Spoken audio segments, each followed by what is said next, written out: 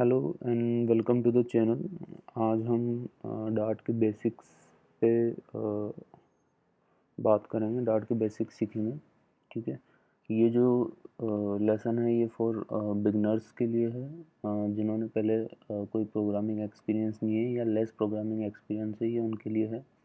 ठीक है, तो डार्ट क्या है? डार्ट एक प्रोग्रामिंग लैंग्वेज है जो कि हम फ्लटर में यूज़ में लेंगे। तो फ्लटर सीखने से पहले आपको थोड़ा बहुत डार्ट के बारे में पता होना ज़रूरी है। ठीक है, तो चलो शुरू कर दें। डार्ट प्रोग्रामिंग के लिए आपको ऑनलाइन टूल बता देता हूँ। एक डार्ट पैड करके एक ऑनलाइन टूल आता है, गूगल पर सर्च करोगे पहला ही पॉइंट आएगा dartpad.dev। ठीक है, उस पर क्लिक करना।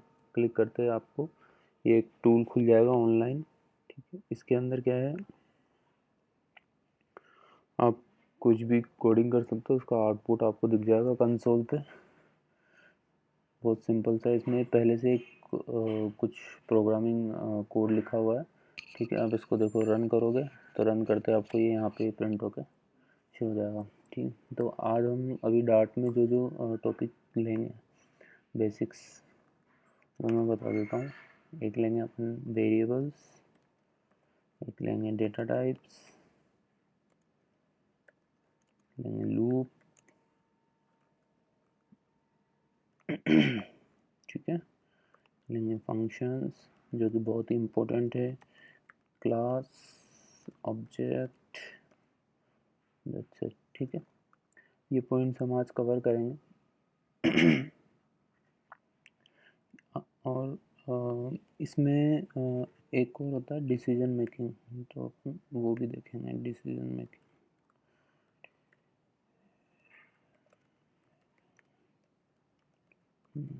ठीक है, चलो।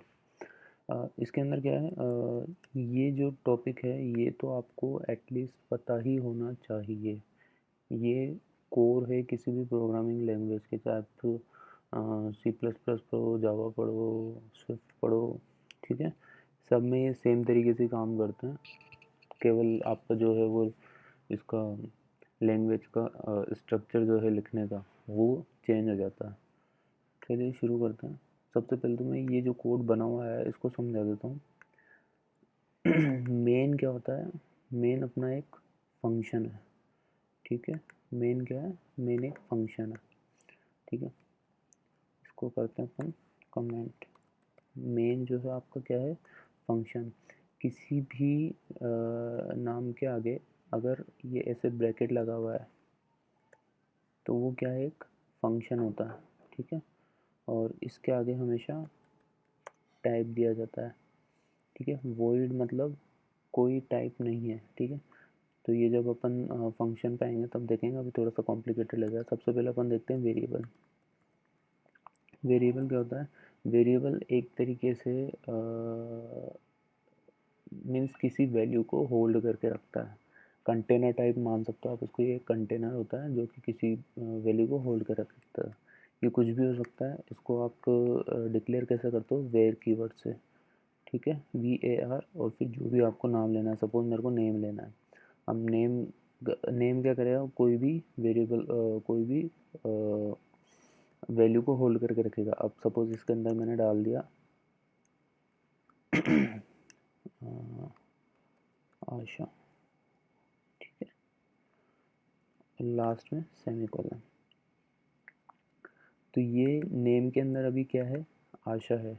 मैं जब नेम को प्रिंट कराऊंगा या नेम को यूज़ में लूँगा तो मैं एज आशा को यूज़ में ले रहा हूँ। ठीक है, तो ये तो हो गया आपका वेरिएबल। वेरिएबल किसी भी टाइप की वैल्यू को होल्ड करके रखता है। जब भी आप वेरिएबल डिफाइन करोगे तो वेर कीवर्ड का यूज़ लोगे, उसके आगे नेम यूज़ में लोगे।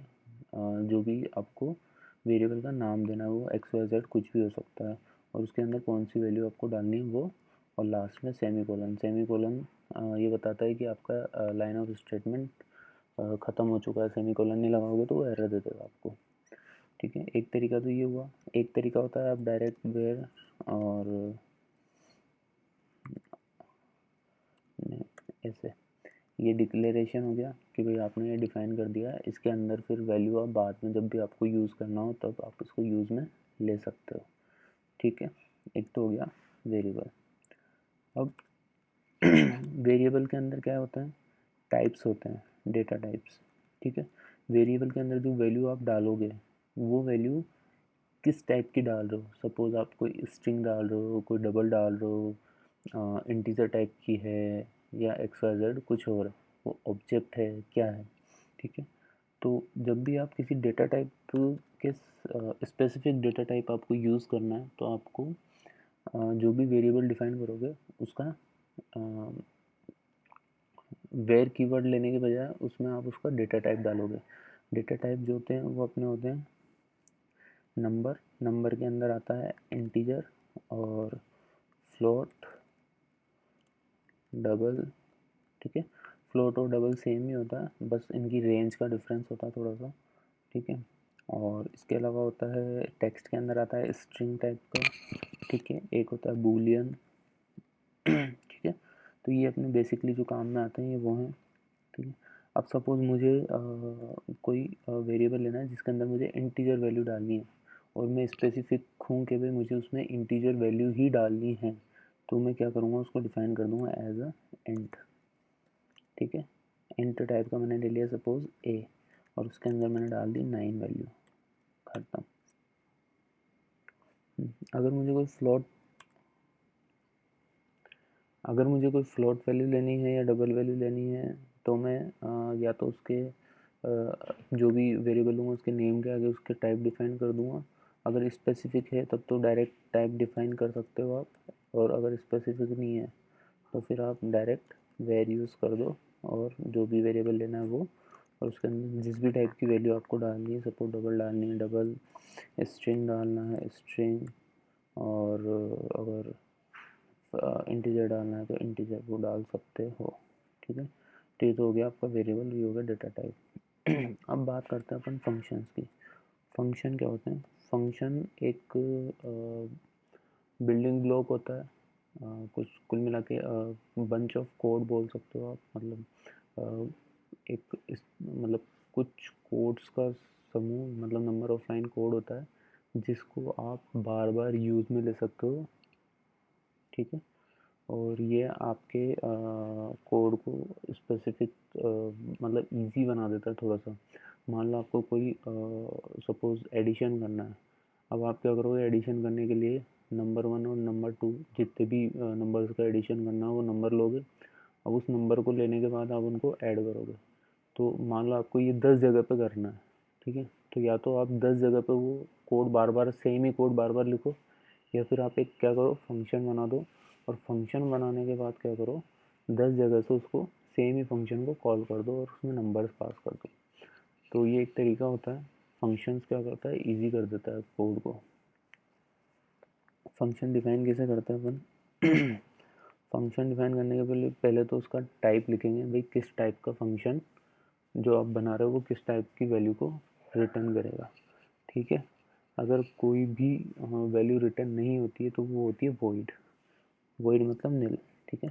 तो ये आता है वॉइड, मतलब मैं जो फंक्शन बना रहा हूँ वो कुछ भी रिटर्न नहीं करेगा। उसके बाद आता है फंक्शन का नेम, तो मैंने नेम दे दिया मेन, ठीक है। और उसके बाद ब्रैकेट्स, और इसकी फिर बॉडी आती है, ठीक है। अब ये जो मेन है ये नाम है, यहाँ पे कुछ भी हो सकता है नेम तो, बट हर जब भी आप प्रोग्रामिंग यूज़ करोगे इस डार्ट को तो आपका मेन मेथड होना बहुत ज़रूरी है।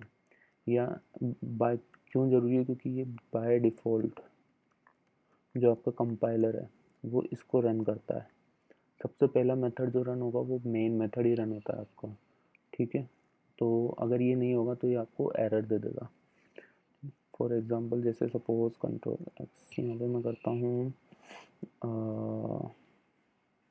where a is equals to 9, ठीक है। और मैं करा देता हूँ प्रिंट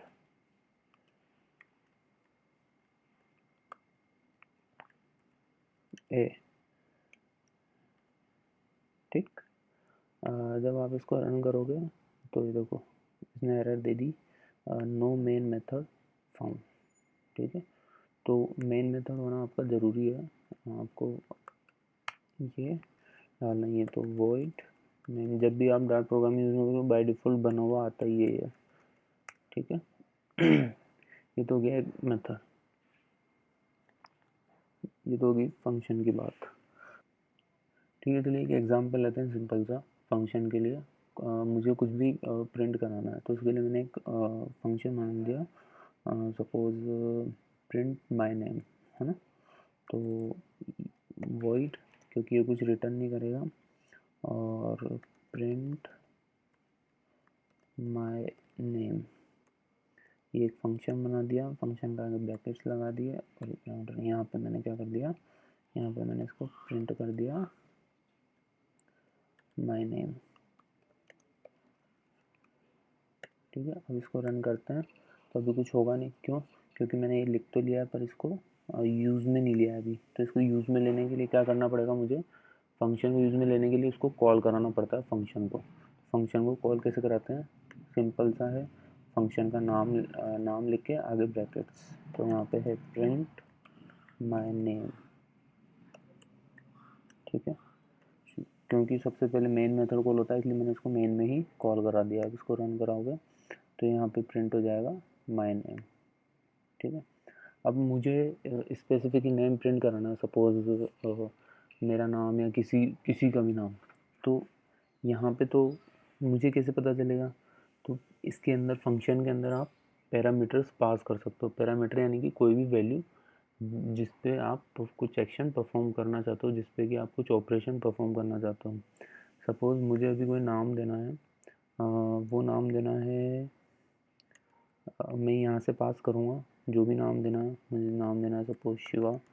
ठीक है, और अब इसको पास तो कर रहा हूँ तो इसको रिसीव भी करना पड़ेगा। रिसीव करने के लिए कहाँ पे रिसीव होगा, इस ब्रैकेट में रिसीव होगा। तो इस ब्रैकेट में रिसीव कैसे करोगे आप, जो भी वैल्यू है तो आप वैल्यू उसका नेम करके या कुछ भी एक वेरिएबल ले लो।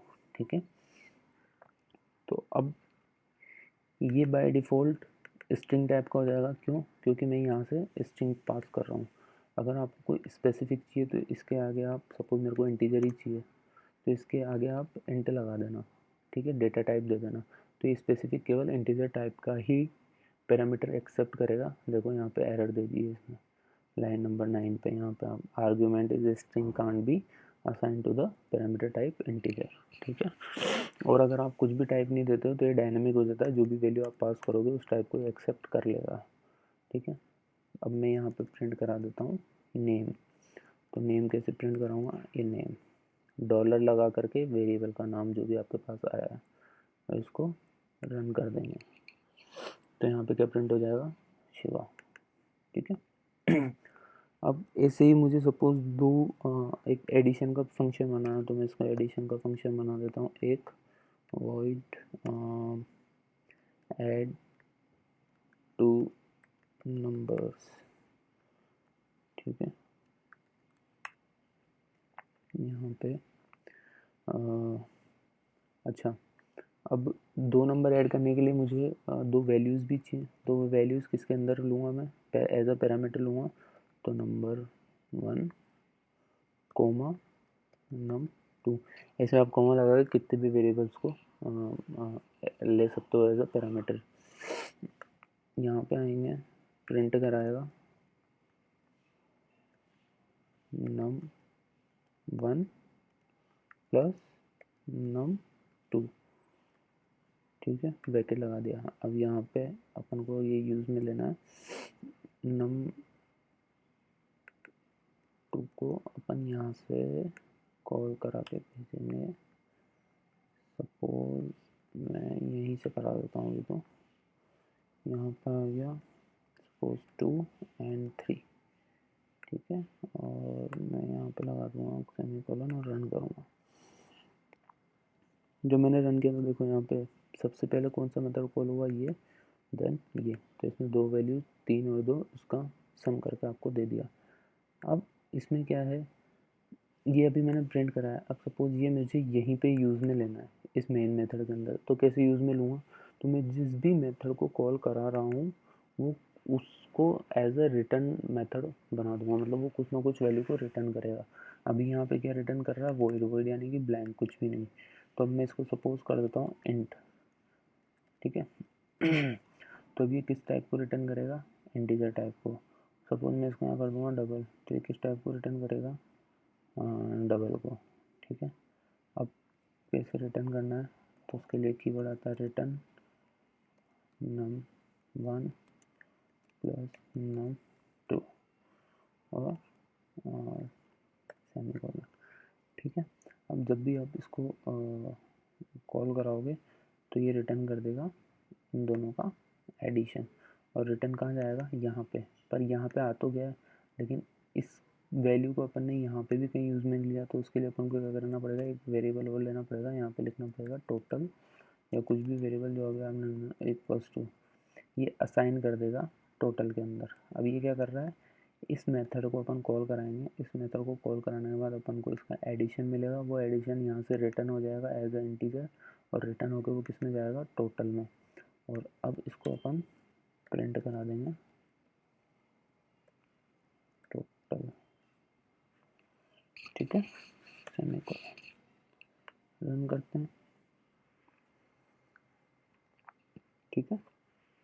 2 बार 5 आया। फर्स्ट टाइम तो ये जो अपन ने प्रिंट कराया था ये है, और सेकेंड टाइम जो रिटर्न करा करके अपन ने यहाँ पे प्रिंट कराया टोटल, ये है, ठीक है। इसको हटा देते हैं, एक बार सेव करके रन करते हैं, एक बार ही होगा। ये है, तो ये आपके मेथड होते हैं, फंक्शंस जिन्हें आप यूज़ में लेंगे, ठीक है। इसके बाद आता है क्लास एंड ऑब्जेक्ट। तो ये भी बहुत मोस्ट इम्पोर्टेंट चीज़ है। क्लास एंड ऑब्जेक्ट होता क्या है, देखो क्लास जो है एक तरीके से, मतलब इसका कोई डेफिनेशन तो है नहीं एग्जैक्ट। क्लास का मीन्स ये मान लो, क्लास के अंदर आप अलग अलग टाइप की वैल्यूज़ को स्टोर रखते हो, ठीक है, डिफाइन करते हो, और ऑब्जेक्ट के थ्रू आप उन वैल्यूज़ को एक्सेस करते हो। फॉर एग्जांपल, मैं कोई भी क्लास बनाता हूँ, उस क्लास के अंदर मैं कुछ प्रॉपर्टीज़ ऐड करता हूँ। जैसे उसके अंदर मैं वेरिएबल डाल सकता हूँ, उसके अंदर मैं फंक्शन डाल सकता हूँ। तो उसके अंदर मैं जो भी डालता हूँ उसको अपन प्रॉपर्टी बोलते हैं कि ये क्लास की प्रॉपर्टी है। वो वेरिएबल हो सकता है, कुछ ऑब्जेक्ट हो सकता है, कुछ फंक्शन हो सकता है, ठीक है। तो क्लास तो हो गई बंच ऑफ प्रॉपर्टीज़, और ऑब्जेक्ट हो गया कि उन प्रॉपर्टीज़ को एक्सेस करने के लिए मुझे ऑब्जेक्ट की ज़रूरत होगी। फॉर एग्जांपल, क्लास क्रिएट करने के लिए आपको क्या करना पड़ेगा, क्लास कीवर्ड यूज़ आता है, ठीक है। क्लास, फिर आता है आपका क्लास का नेम, सपोज मेरे को पर्सन यूज़ में लेना है, ठीक है। उसके बाद आपका ब्रैकेट्स चालू बंद होते हैं। अब ये तो हो गई आपकी क्लास, ठीक है। अब इस क्लास के अंदर कुछ प्रॉपर्टीज़ आएंगी। प्रॉपर्टीज़ वो कुछ भी हो सकता है, वेरिएबल हो सकता है, फंक्शन हो सकता है। तो सपोज मैं वेरिएबल ले रहा हूँ, तो ये वेरिएबल ले लिया मैंने, सपोज नेम, ठीक है। वेरिएबल ले लिया मैंने एज, ठीक। और एक फंक्शन ले लिया, है ना, और वो फंक्शन कुछ रिटर्न नहीं करता, तो उसको मैं वॉइड दे देता हूँ, वॉइड, और नेम दे दिया अपन ने उसका, okay, print class data, okay. और यहाँ पे मैंने एज अ प्रिंट करा दिया है नेम, और एज अ प्रिंट करा देता हूँ मैं एज। ये तो एक चीज़।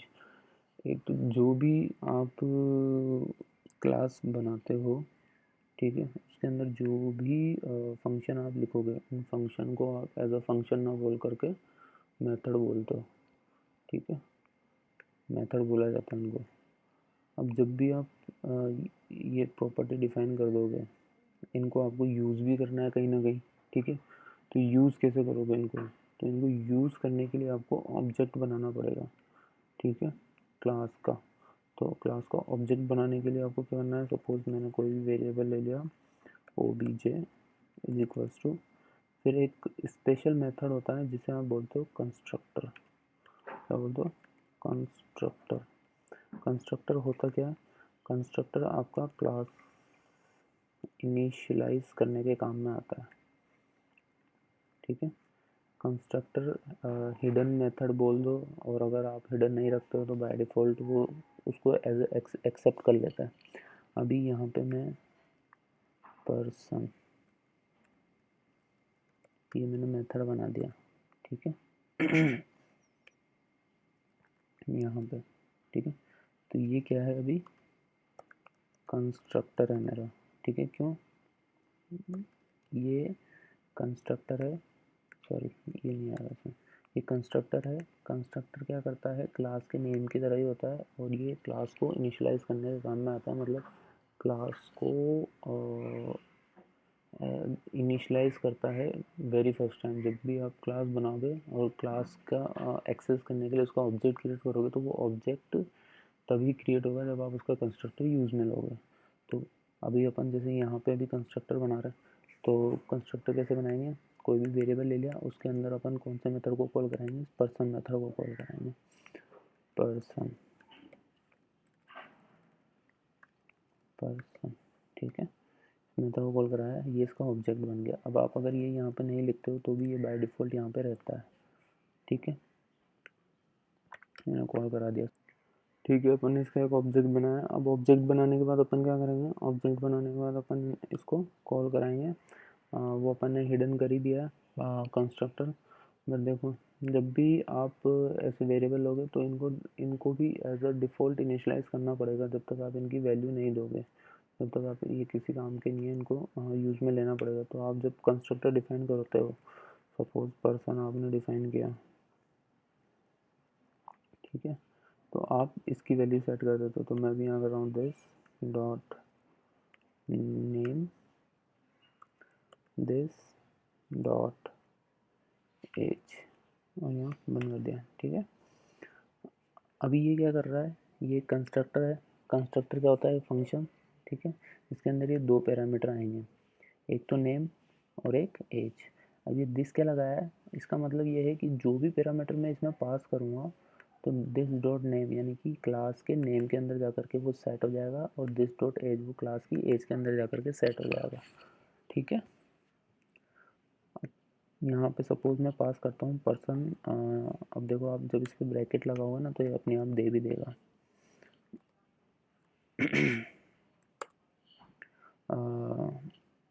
आपको यहाँ पे लेना है नेम, तो मैंने सपोज यहाँ पे नेम पास कर दिया राज, ठीक है। एज दे दी इसकी सपोज 23, ठीक।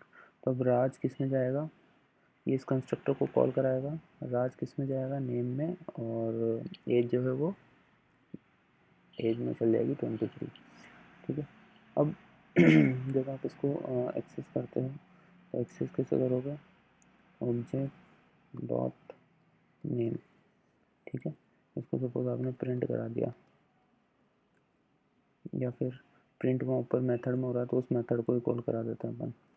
तो मैंने दे दिया ऑब्जेक्ट डॉट मेथड का नाम था प्रिंट या, ठीक है, इसको कॉल करा दिया। अब इसको रन करते हैं। अच्छा, अपन ने यहाँ पर भी वो नहीं लिया है मेन,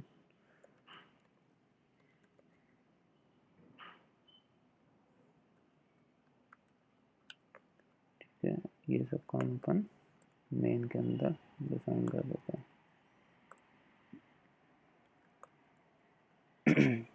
ठीक। इसको रन करते हैं। अब जैसे ही रन करते हैं, वैसे यहाँ पे राज और 23 प्रिंट हो गया, ठीक। ये हो गया आपका कंस्ट्रक्टर, ठीक है। अब आप इसकी वैल्यूज़ भी चेंज कर सकते हो, पर इसका ध्यान रखना ये जिस ऑर्डर में है उसी ऑर्डर में आपको पैरामीटर्स भी सेंड करना है, ठीक है। अब ठीक है, तो ये था अपना फंक्शन, क्लासेस और फंक्शन। अभी तक अपन ने देख लिए हैं वेरिएबल, डेटा टाइप, फंक्शन और क्लास एंड ऑब्जेक्ट। अब अपन देखते हैं डिसीजन मेकिंग, ठीक है।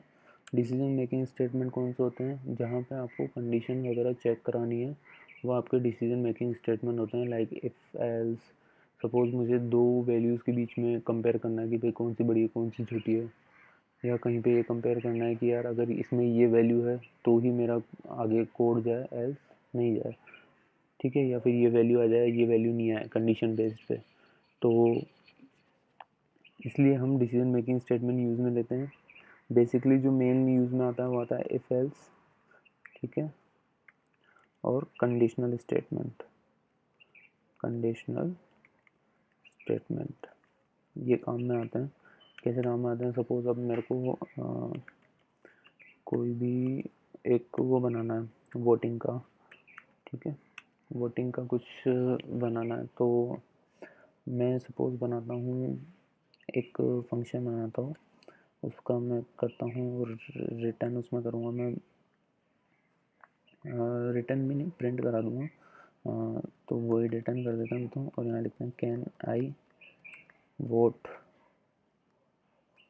कैन आई वोट, ठीक है।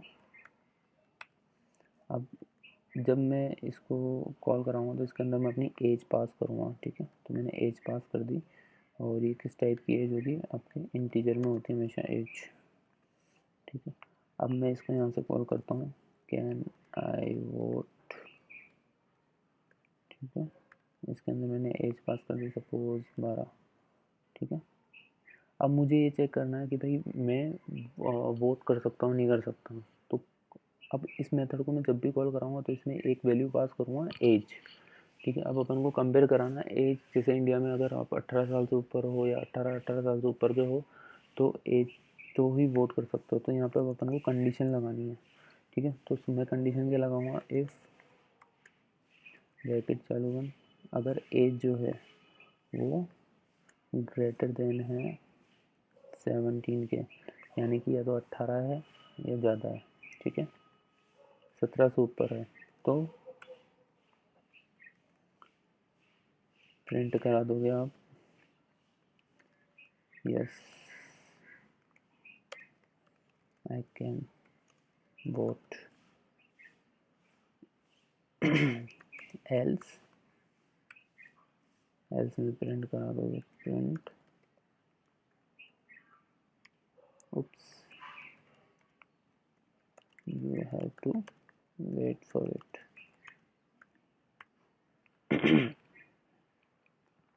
ब्रैकेट बंद कर दोगे, ठीक है। अब ये क्या कर रहा है? देखो यहाँ पे एज मिलेगी अपन को, ठीक है। इस एज को अपन क्या करेंगे? यहाँ पे अपन ने इसको कंडीशनल स्टेटमेंट में डाल दिया, मतलब कंडीशन चेक करा रहे हैं इफ़ एल्स के अंदर। इफ़ अगर, इफ़ मतलब अगर मेरी एज जो मिली है मुझे वो 17 से ज़्यादा है, तब तो क्या प्रिंट होगा? यस आई कैन वोट, और नहीं तो क्या प्रिंट होगा? You have to wait for it. I hope आपको ये समझ में आ गया होगा। तो यहाँ से अपन कॉल करते हैं, जैसे भी ये मैं 12 पास कर रहा हूँ यहाँ पे, इसको रन करते हैं। जैसे ही रन करता हूँ यहाँ पे क्या प्रिंट होता है? Oops you have to wait it for it. और अगर मैं यहाँ पे 18 पास कर देता हूँ तो क्या आता है? यस आई कैन वोट, ठीक है। तो एक सिंपल सा एग्जांपल था। अब इसी को आप एक तरीके से और कर सकते हो, वो है कंडीशनल स्टेटमेंट। कंडीशनल स्टेटमेंट में कैसे?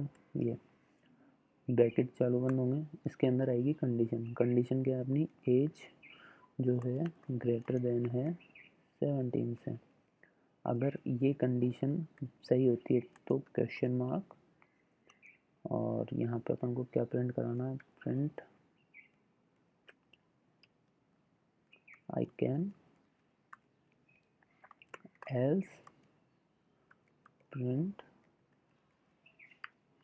आई कैन नॉट, ठीक है, और बंद कर देना है।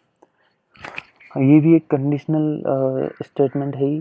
तो इसमें कैसे काम करता है? अगर आपकी कंडीशन आती है आपकी ये ब्रैकेट में इतने में, अगर आपकी कंडीशन, ये सिंगल लाइन स्टेटमेंट है, अगर आपकी कंडीशन जो है वो ट्रू होती है तब तो क्वेश्चन मार्क के बाद वाला प्रिंट होगा, और नहीं तो कॉलन के बाद वाला प्रिंट होगा। इसका जो स्ट्रक्चर होता है वो इस टाइप से होता है, कॉलन और ये, ठीक है। ये इसके अंदर आती है आपकी कंडीशन, ठीक है।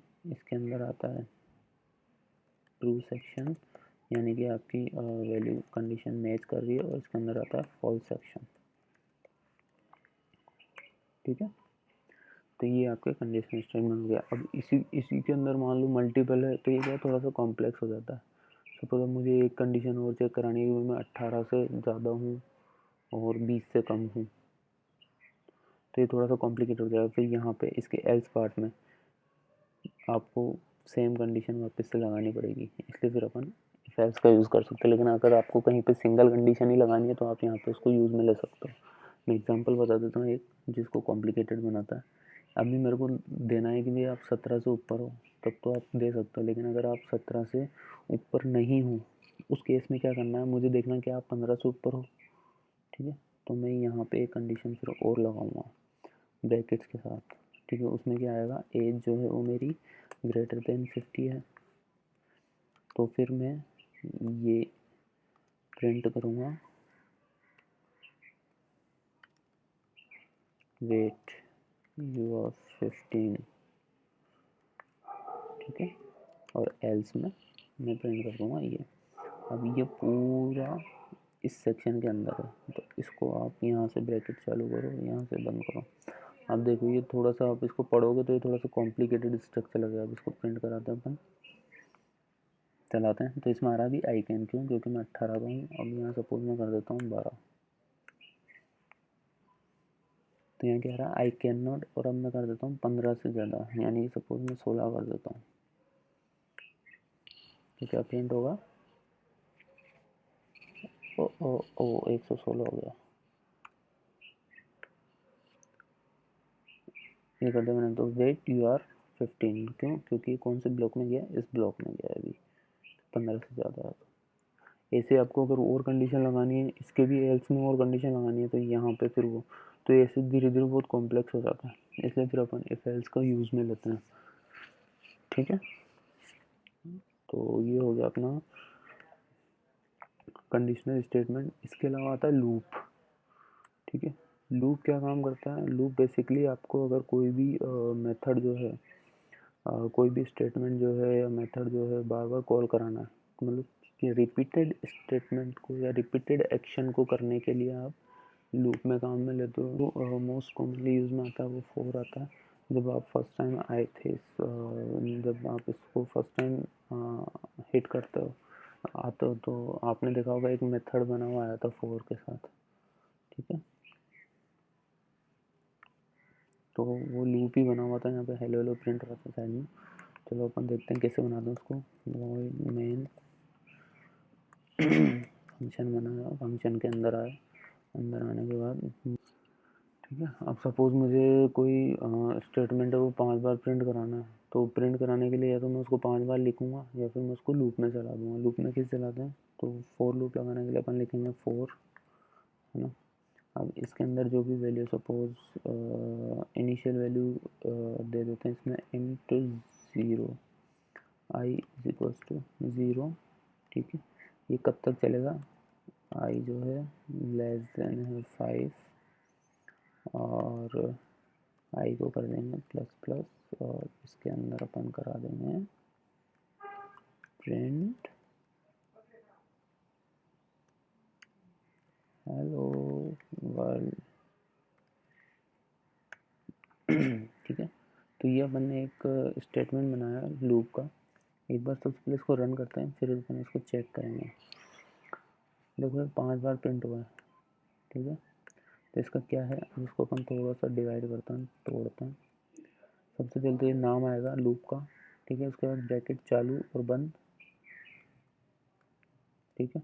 ब्रैकेट चालू बंद होंगे और इसके अंदर आएगी इसकी कंडीशन।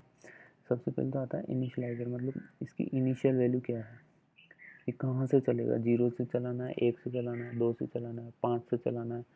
आप यहाँ पे एक इनिशियल वैल्यू देते हो कि भाई यहाँ से चलेगा। आप इसको बाहर भी डिफाइन कर सकते हो। सपोज अगर मैंने इसको बाहर ले लिया होता int I is equals to 5, ठीक है। मैं int I is equals to 4 या int I is equals to अभी 0 ले लेते हैं, ठीक है। तो मुझे यहाँ पे वापस इसको डिफाइन करने की ज़रूरत नहीं पड़ती। मैं यहाँ पे सिंपल सा केवल आई ले लेता तो भी काम चल जाता, ठीक है। रिजल्ट अभी सेम ही आएगा, कोई डिफरेंस नहीं है इसमें। तो आप चाहो तो यहाँ पे कर लो या बाहर कर लो, जैसा भी आपको सूटेबल लगे, ठीक है। ये तो हो गया इनिशियल वैल्यू। इसके बाद यहाँ आती है कंडीशन, ठीक है। कंडीशन क्या चेक करता है कि भाई जो मैंने इनिशियल जो अभी वैल्यू है इनिशियल वाली आई के अंदर जो वैल्यू है वो ये कंडीशन मैच कर रही है क्या, 5 से ज़्यादा है क्या, ठीक है, या 5 से कम है। अगर ये ये यहाँ पे जो कंडीशन है ये ट्रू होती है तब तो ये इसके अंदर जाता है, नहीं तो नहीं जाता है। अगर ये कंडीशन ट्रू है तो ये इसके अंदर जाएगा। अंदर जाने के बाद जैसे ही स्टेटमेंट या जो भी इसके इस ब्लॉक के अंदर होगा वो एग्जीक्यूट होगा। एग्जीक्यूट होने के बाद वो वापस जाता है इस स्टेटमेंट पे, फिर आई प्लस प्लस वाले पे। आई प्लस प्लस क्या कर रहा है, इंक्रीमेंट कर रहा है एक का। इसका मतलब आई प्लस प्लस का मतलब होता है I is equals to I plus one. I plus plus लिखो या इसको ऐसे लिख दो, I is equals to I plus one, एक ही बात है, ठीक है। तो सबसे पहले चलता है इनिशियल वैल्यू, इनिशियल वैल्यू के बाद आती है कंडीशन, कंडीशन के बाद ये अगर ट्रू होती है तो उसके अंदर का ब्लॉक चलता है, फॉल्स होती है तो बाहर चल जाता है। अगर ट्रू होती है अंदर का ब्लॉक चलेगा, ब्लॉक चलने के बाद ये इसकी वैल्यू को इंक्रीमेंट कर देगा, ठीक है। अब सपोज मैं यहाँ पे कर देता 5, तो क्या प्रिंट होता, कुछ नहीं। क्यों, क्योंकि इसने पहले ही स्टेटमेंट में चेक किया आई की वैल्यू 5 है, तो 5 से छोटा तो हो नहीं सकता, बराबर होगा, ठीक है। अब मैं इसके अगर 4 कर देता तो ये एक बार चलता, देखिए, ठीक है। तो ये था आपका लूप। आपको ऐसे ही जब अपन प्रोग्रामिंग करेंगे तो उसमें अपन को कॉन्सेप्ट और क्लियर होते जाएंगे जैसे जैसे हम फ्लटर के अंदर पढ़ेंगे। तो इसके बाद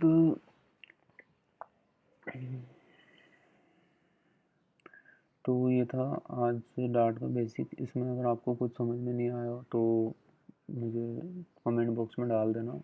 वैसे मैं ट्राई कर रहा हूँ कि क्योंकि मैं फर्स्ट टाइम टीच कर रहा हूँ तो ट्राई कर रहा हूँ कि इजी वे में समझा सकूँ। बट अगर आपको कोई कहीं चीज़ पे कोई दिक्कत आ रही है तो आप पूछ सकते हो, मैं कमेंट में रिप्लाई कर दूँगा।